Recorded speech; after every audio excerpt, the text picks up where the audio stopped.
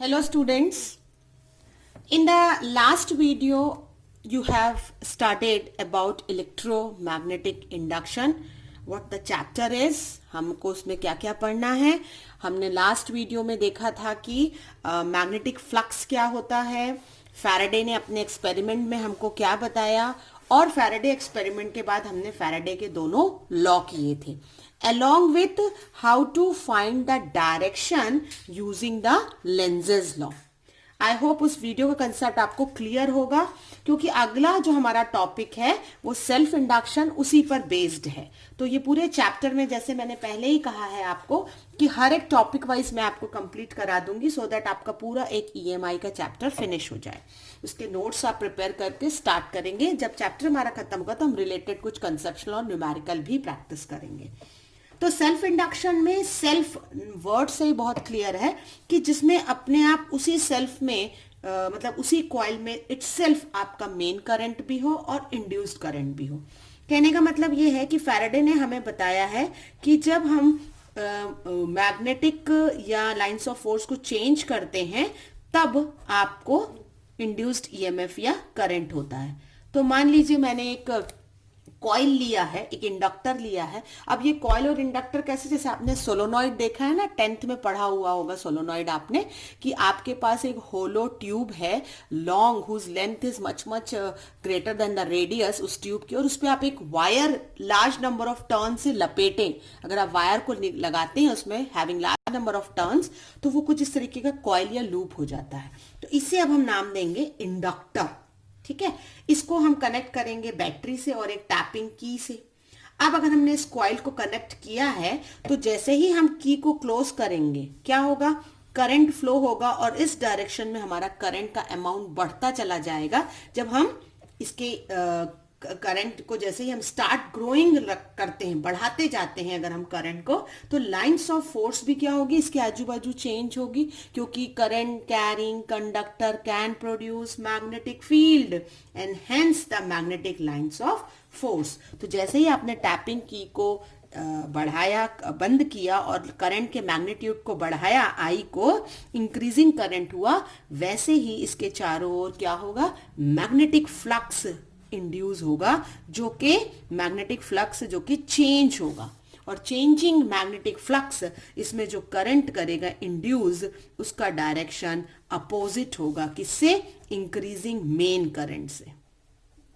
तो जो आपका मेन करंट है उसका डायरेक्शन पॉजिटिव टू नेगेटिव है, लेकिन जो आपका इंड्यूस करंट है उसका डायरेक्शन अपोजिट हो जाएगा। ओके, और ये फिनोमिना उसी कॉइल में हुआ है जहां हमने बैटरी, इसलिए इसका नाम सेल्फ इंडक्शन है। चेंजिंग लाइंस ऑफ फोर्स जो है, करंट बढ़ रहा है, और जब हम की को ओपन करेंगे, है ना, when key is released, what will happen, current in the circuit start decaying, current कम होने लगेगा। as a result what will happen, again the magnetic lines of force linked with the coil will start decreasing। तो increasing यानी of current भी induce करता है, और decreasing यानी करंट का डिके भी इंड्यूस करंट को प्रोड्यूस करता है। अगर करंट डिके हो रहा होगा यानी कम होगा तो मेन करंट का डायरेक्शन उल्टा हो जाएगा, तो इंड्यूस का भी अपोजिट हो जाएगा। करेक्ट, क्योंकि इंड्यूस करंट का डायरेक्शन अपोजिट ही रहता है। तो आप सेल्फ इंडक्शन से क्या एक छोटा सा ब्रीफिंग कर सकते हैं कि phenomena in which an opposing induced EMF is produced in a coil which is a result of change in current or the magnetic flux linked with the coil। ठीक है, तो इसे हम कहते हैं सेल्फ में मेन करंट के होते हुए भी सेल्फ में ही इंड्यूस्ड करंट का प्रोड्यूस होना, that is called self induction. तो बड़ी क्लियर सी बात है कि लाइंस ऑफ फोर्स बदल रही थी, यानी फ्लक्स बदल रहा था, और चेंजिंग फ्लक्स क्या इंड्यूस कर रहा था, it is inducing the current. Okay, तो हम एक कांस्टेंट इंट्रोड्यूस करेंगे which is very important, known as L, which is set to be the coefficient of self induction और सेल्फ इंडक्टेंस। ये हमें एक नया वर्ड मिला है, सेल्फ इंडक्टेंस। ठीक है, और इंडक्टर का जो आप शेप आप ड्रॉ करेंगे या कॉइल का, वो इस तरीके से करेंगे, मतलब ऐसे लार्ज नंबर ऑफ टर्न्स दिखाएंगे, this is having an inductance L. और वो इंडक्टेंस होता क्या है, inductance is nothing but phi by I, that is called inductance. और अगर मैं कहूं कि I is of 1 ampere, I अगर हमारा 1 एम्पियर का है तो हम कह सकते हैं कि self inductance is nothing but what, it is equal to magnetic flux linked with the coil. कब? जब यूनिट करंट फ्लोज, है ना. तो ये आपको यहां से डिफाइन करने आ सकता है कि व्हाट इज सेल्फ इंडक्टेंस. तो coefficient of self inductance L या सेल्फ इंडक्टेंस क्या होता है, जब यूनिट करंट फ्लो होता है सर्किट में तो उस समय जो भी लाइंस ऑफ फोर्स चेंज होंगी, magnetic lines of force change होंगी, वो कहलाता है सेल्फ इंडक्टेंस. करेक्ट. अब फैराडे ने क्या बताया हमको, फैराडे ने कहा है कि E is equal to minus D phi by D T. ये फैराडे का सेकेंड लॉ है ना. तो हम कह सकते हैं कि minus D by D T, phi की जगह हम क्या लिख सकते हैं, एल आई. एल को हम बाहर कर सकते हैं क्योंकि हम जानते हैं वो कांस्टेंट है, तो बचा D I by D T.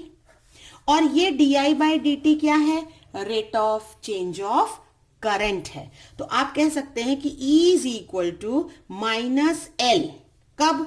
when the rate of change of current is 1. Agreed कह सकते हैं ना. तो जब rate of change of current 1 है तो आपका L क्या होगा, माइनस E भी कह सकते हैं आप. ये माइनस साइन आपका डायरेक्शन बता रहा है, कीप इन माइंड.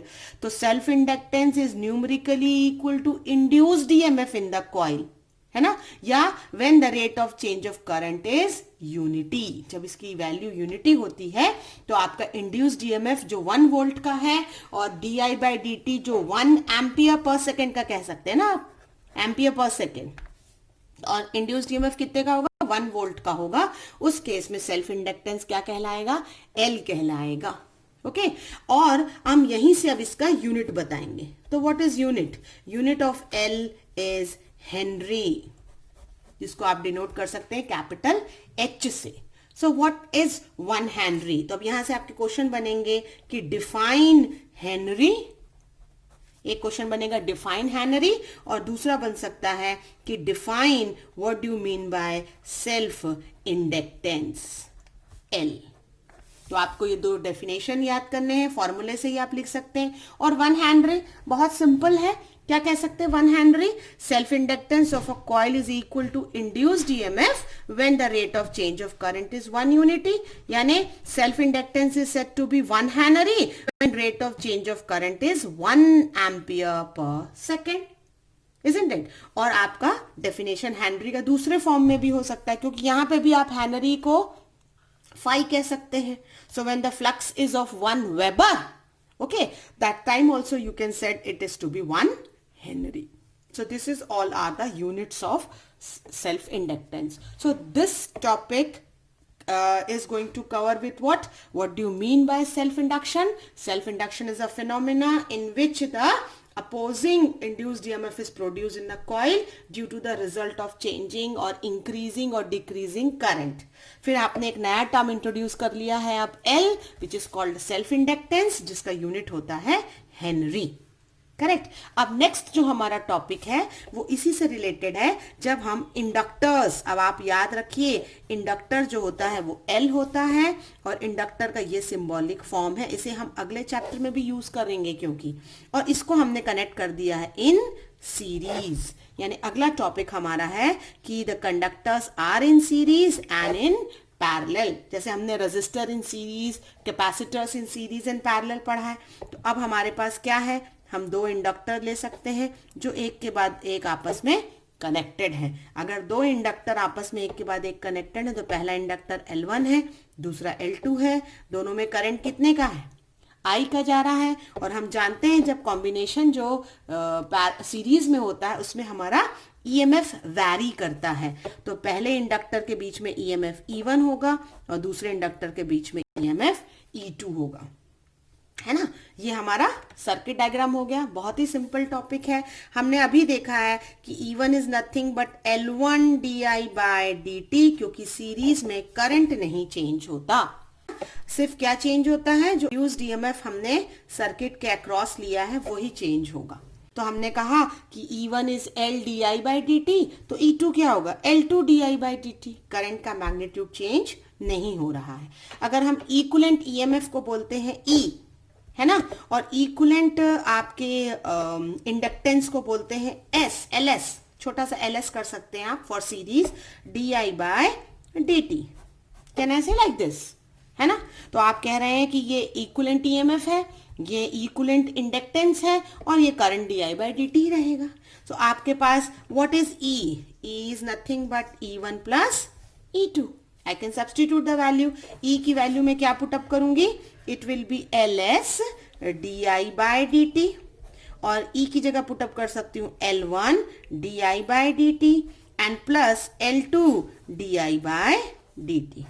आप देख सकते हैं कि D i by d T तीनों में है, I can cancel it.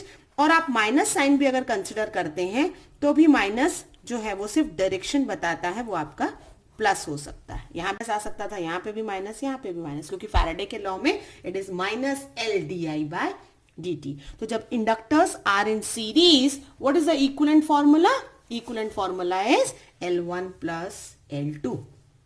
Now when the inductors are in parallel, तो हमारा अगला टॉपिक होगा inductors are in parallel. Parallel के केस में क्या होगा? दो इंडक्टर जो हैं उसमें जब करंट जाएगा तो करंट डिवाइड हो जाएगा, isn't it? पहले में से और दूसरे में से करंट जो है वो बदल जाएगा। It will B I1 and I2। ये बात हम जानते हैं कि पैरेलल के केस में EMF जो होता है वो वैरी नहीं करता है, यानी PD remains the same but the current is changing, है ना। तो अगर करंट इज चेंजिंग है तो I की इक्वेशन मेरी कितनी होगी? I1 plus I2। Any doubt? No. अब आई एम हैविंग व्हाट?